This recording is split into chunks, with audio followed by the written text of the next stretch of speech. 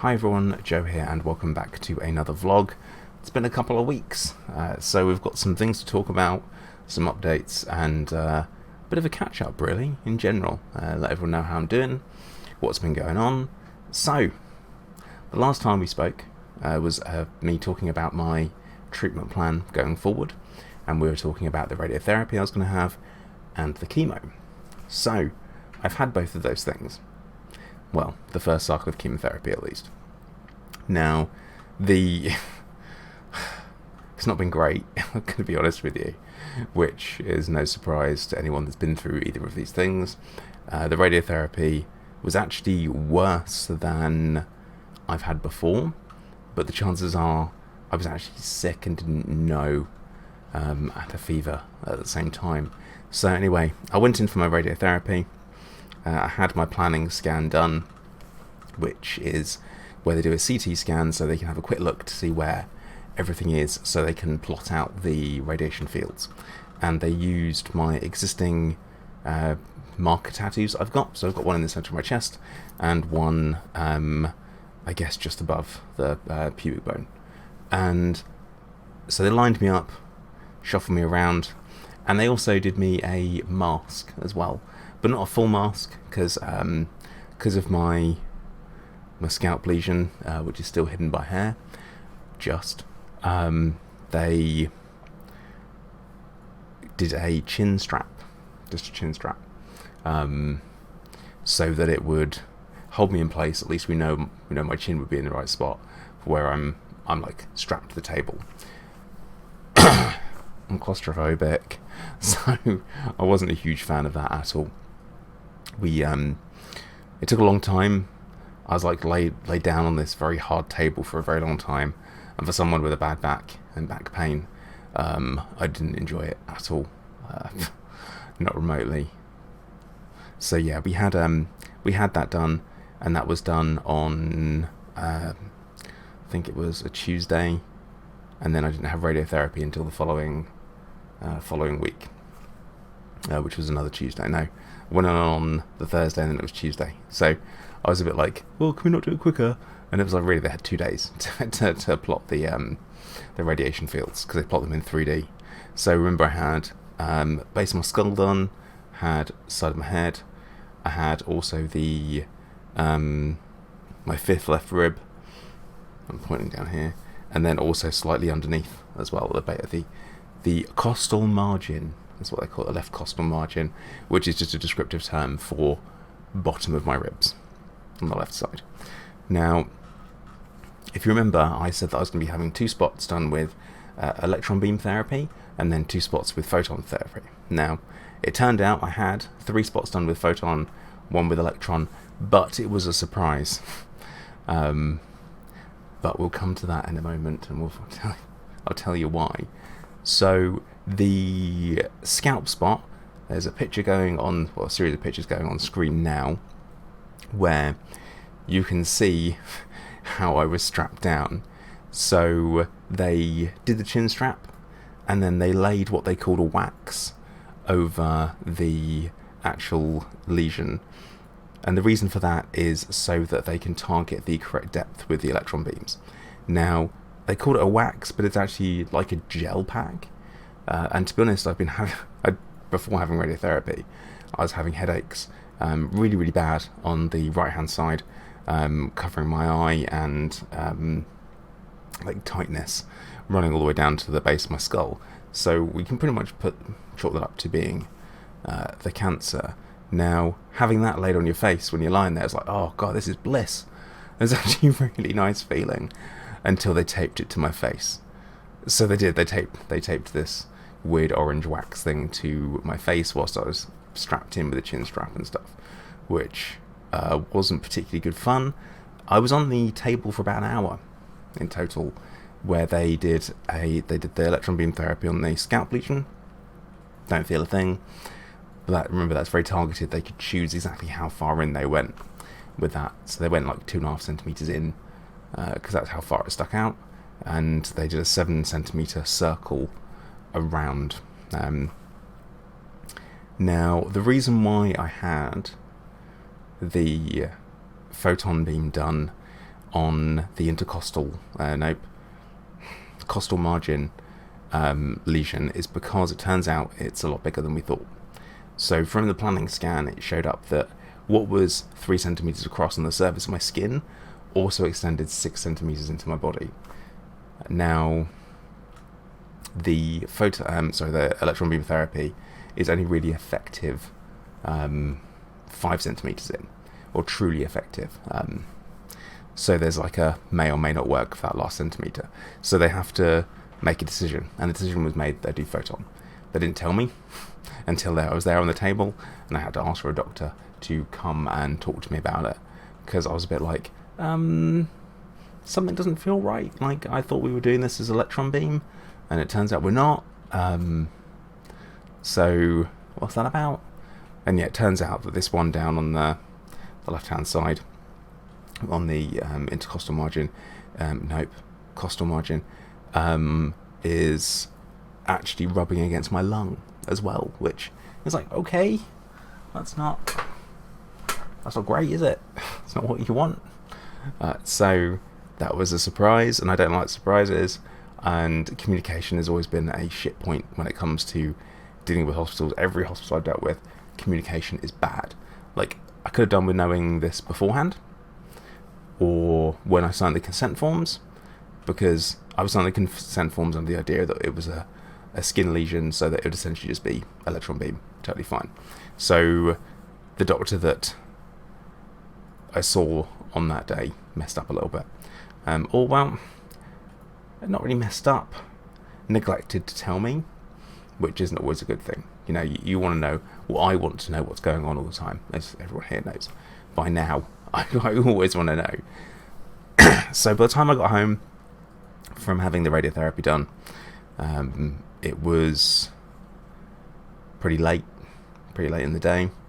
Got home about 7 o'clock from London, and I had a fever, really bad, like a 38.9 fever, which is possible to be a side effect from having radiotherapy, just not that quick, especially to the chest, because there's quite a couple of places on my chest.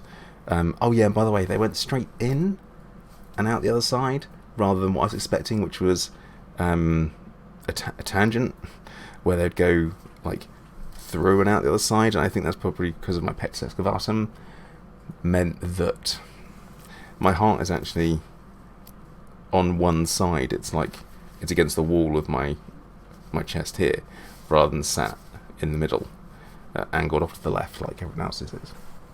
Your heart is not on the left, it's in the middle. It's just angled to the left. Fact. So I think because of that was a problem. So it basically means my lungs got zapped in 2 different places, which I really didn't want. But needs must. And actually, to be fair, since I've had the radiotherapy, I've had less pain in my titty. So that's good, I guess. There is one thing that has crept in, which is my left arm and my left shoulder. I think it's either rotator cuff or mid-delt, has ruined itself somehow, and I can't really move my left arm all that much, and it just doesn't activate, and when it does, it's excruciating agony. Could be down to radiotherapy, don't know, inflammation, swelling, all that kind of stuff. Only had a CT scan done the day before radiotherapy planning, so if there was anything on there, they would have seen it and would know by now, you'd think. But who knows? Either way, week after started chemotherapy, and that was on the because where are we now? We're on the 5th, aren't we? Yeah, so that was the 30th. No, it wasn't. It was the 23rd. So I started that on the 23rd, and it was one day. I went in, and it was an awful day, awful journey. The absolute worst trip into London I've ever had. I had to. Well, arrived at the train station that I normally go from. I'm gonna try to not dox myself here. This will be fun. So, arrived at the train station. There were no trains running on that line. There were signalling problems. So, decision comes up. Right, we're gonna drive to somewhere else. of where we can get the tube from. We made the decision, jump on the M25, get to where we need to get to, and jump on the tube. I started feeling sick on the way in. Anxiety was causing this. Really, really anxious because of the journey, knowing that we were going to be late for my clinic appointment, which was supposed to be at 9:30. Didn't get into central London until 10:30. Got to hospital. They saw me. Everything was fine. Hung around. Had to wait till 2:30. Had to wait till 2:30 to have chemotherapy. So they just sent me away. And between the time of me arriving in the morning and having a temperature of 36.6 to coming back, it was 38.4. So suddenly we had this big panic of the, oh, hang on, wait, why do you have a fever? Why do you have a temperature? Are you normally warm? And I'm like, yeah, normally I run hot. I run in the 37 point something. That's my standard temperature, 37.4, which is fine, normal temperature. And this is all done in the ear, the tympanic thermometer. So I'm sat waiting for basically 2 hours whilst they take blood, run to check for infection, check my white cell count. They also decided to give me some paracetamol, which is good. I know. If I'd known that I had temperature, I would have taken some and just not told them, because I wanted it done, but that would have been stupid, because I'm about to have something that knocks my immune system back. Yeah, a day. So yeah, it turned out, had an infection of some kind, was fighting it, and I must have been having temperature spikes the previous week and just not known, and just felt crap because of the radiotherapy and not known what was going on. Because why would I check? I'm like, oh, it's radio. I feel like crap. Oh, it's radiotherapy, and that's it. So you just deal with it. You sleep through it, and that's what I did. Yeah, fun. So yeah, left hospital around about 6:30. They gave me some antibiotics, doxycycline. Never had that before. Gave me awful heartburn, indigestion. Which wasn't great because you're not allowed to take indigestion remedies when you're taking them. You're not supposed to, which made it very, very difficult to deal with. Really uncomfortable, very painful by the end of the 5 days. But I felt a lot better. Also, my crackle that I have when I breathe has improved since having the antibiotics. So I'm thinking that maybe I must have been harbouring a chest infection and just didn't know, and it had been a while, So there's that. But how the chemo made me feel. Not as bad as you'd think, not as sick as you'd think, just very, very tired. I was really, really worried about the feeling sick side of things. I was really concerned about the journey home and having to throw up and stuff like that. The journey home was also awful because there were problems with the tube, which meant that the tube line that we were going to go and get had delays and problems with it. Then we had to go and get an overground train, which was so full that we had to miss one and then get another. Big fun. Big fun. But yeah, got home, felt okay-ish, had some dinner, very tired, just one of those ones where you can't sit up straight, you're so tired. Don't know if you've ever had that. That's something that I've experienced a lot of, where I'm so tired that sitting upright is exhausting. But it's getting better now, which is great. In time for my next cycle, which is going to be in 12 days. We've decided that we're going to be having it in Sutton rather than central London this time. The reason being is that we have more control over the journey, which makes a lot of sense. But honestly, I have had the only side effect I've had from the chemo so far has been tiredness. Same with the radiotherapy, except for the fact that I am shedding hair. In fact, I've got some there. In clumps, from here, in clumps, which is to be expected. And I know it's from the radiotherapy because it's very here and just around the back of my neck. That's it. So we know it's not the chemo yet. But the chemo typically gets you on the second cycle, and that's when you lose your hair. So I'm not shaving it off yet. I'm not going to be messing with it because it is covering up the lesion that I hate the most. I think it's disgusting and I hate it, and it's one of the reasons why I really wanted it surgically removed, and that was the idea, is I would be able to, but things have obviously not gone according to plan, and I'm at the point where I'm having chemotherapy. I'll also change the type of chemo I'm having. It's docetaxel, not paclitaxel. They're the same type of chemotherapy, same family. They are taxanes, that's what they're called. They're pretty low down on the side effect scale, so that's the idea behind it. But this is every 3 weeks versus the other one that was every week. So the idea being it's a bit easier for me. So I don't have to spend as much time in hospital. Because who wants to be in hospital? No one. Not even the doctors and nurses really want to be there. They're paid to be there. No one wants to be there for free. Come on. So it's we've got a plan in place. We'll know how. I'm hoping the second cycle will be easier, just because I won't be as ill, or I won't be sick for it. And also on top of that, we will know what to expect, so I can just sleep. And I've been eating well. Appetite's been good.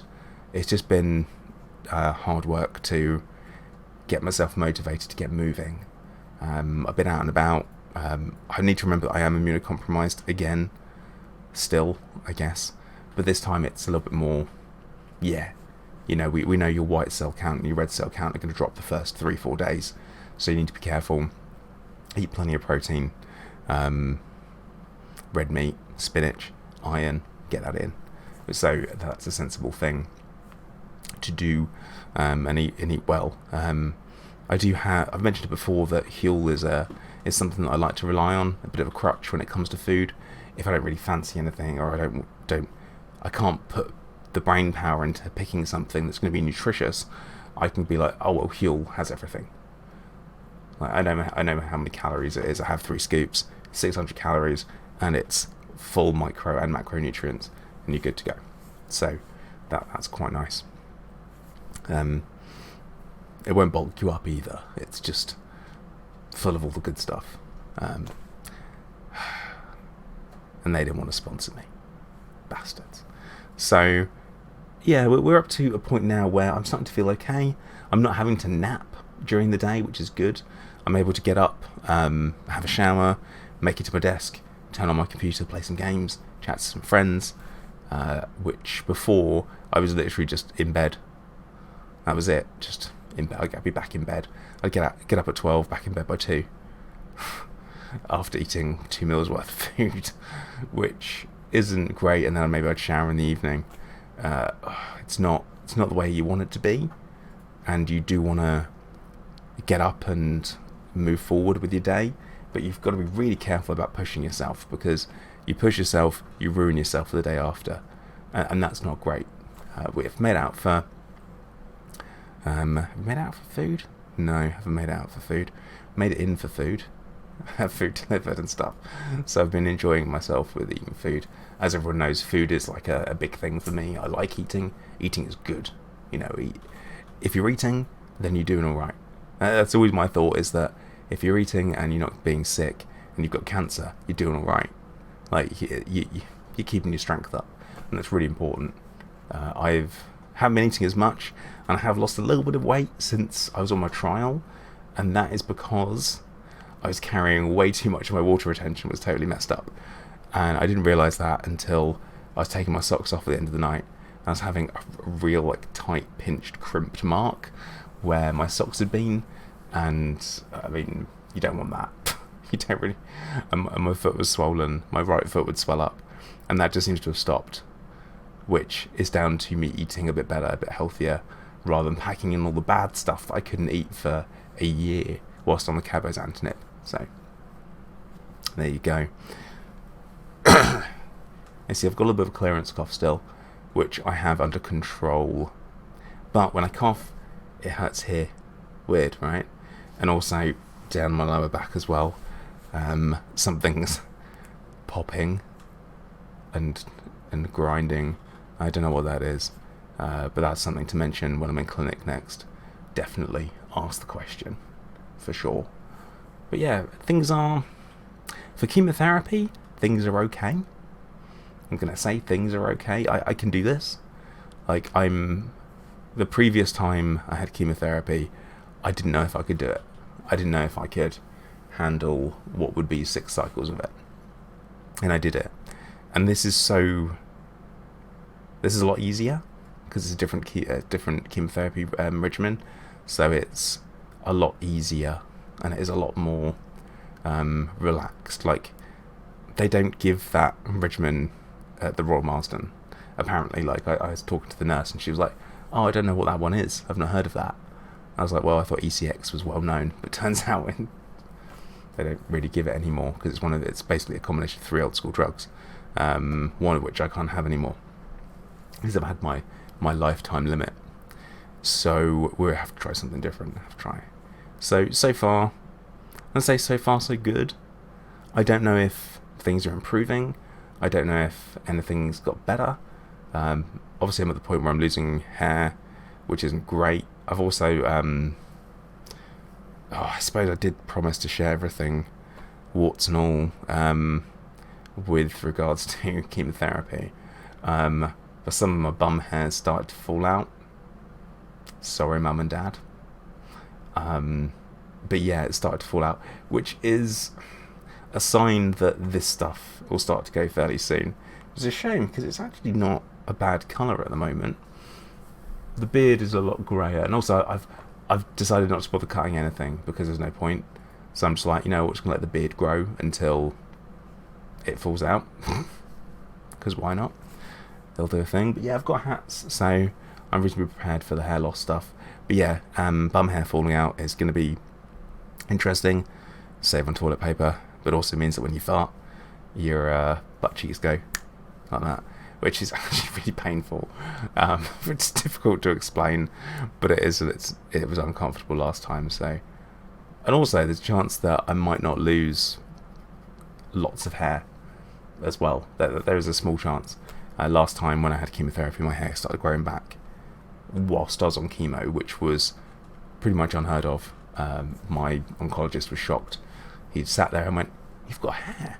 I'm like, "Yeah, it started growing back." He went, "That's unusual." It's like, great, cool. Being unusual is not something you want when you have cancer.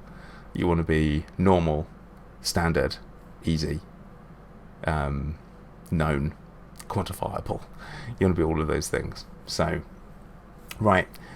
It's 23 minutes into the video. I'm going to stop talking now. This is kind of things where I've been very, very tired, like I said, so I haven't really done much. I will hopefully give another update fairly soon, because I'm sure there's some stuff that I want to talk about. There probably is.